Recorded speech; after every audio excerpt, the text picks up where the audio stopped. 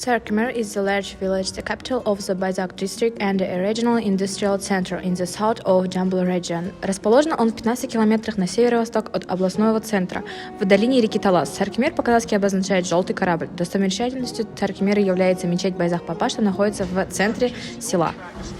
Сонымен қатар 5 мектеп, бірнеше балабақша, кітапхана, Әл-Фараби атындағы мәдениет үйі, сауықтыру орталықтары және 3 саябақ бар. Ауылымыздың көркейіп жандануына жастарымыз бен қоғам қайраткерлері үлес қосуда. Солардың бірі Сания Алтаева Мақсатқызы, қоғам қайраткері, депутат, меценат, жастар орталығының жетекшісі және Нұр Отан партиясының мүшесі. Сәлеметсіз, Сания Мақсатқызы, және де қош келдіңіз. Здравствуйте, мы бы хотели задать пару вопросов про вашу деятельность. Саламатсыздар ма, Ғ.Мұратбаев мектеп оқушылары. Мен сұхбаттарыңызға дайынмын. Бірінші сұраққа тоқтала кетсек, сіз әрбір ауданның балалық шағында өзінің арманы бар. Сіздің сол балалық шағыңызда қандай мамандық иесі болуды армандадыңыз? Балалық шағында мен хореограф болсам деген бір арманым болған, бірақ хореография мамандығы біздің кезімізде беделді бір мамандық түрі болған емес. Ол кезде хореография мамандығы қажет болған емес. Сол себептен де біз психологияны таңдап, психологияның болашақта өзінің мамандық ретінде ашылуға көптеген категориялар бар. Сол себептен біз психологияны таңдап, сол жерде оқыдық. Когда вы решили стать именно тем, кем вы являетесь на данный момент? Это было, наверное, 5,5 лет назад. Я лежала дома и смотрела телевизор. По телевизору выступал президент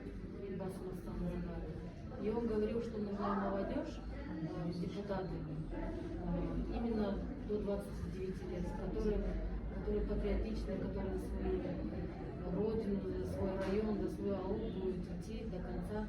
И я подумала, что у меня эти качества есть, я поэтому подала свои документы на депутатство.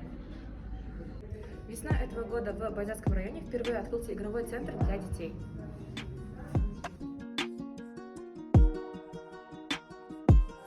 Сания Мақсатқызының басқа бөлімінен осындай бөбекжай мұражай балабақшасы ашылған болатын. Яғни Байзақ ауданының тұрғындары үшін және балалардың 64% қамтылмай қалған болатын. Осы балабақша арқылы қазіргі тұрғындар күнделікті қолданысқа ұсынылып отыр.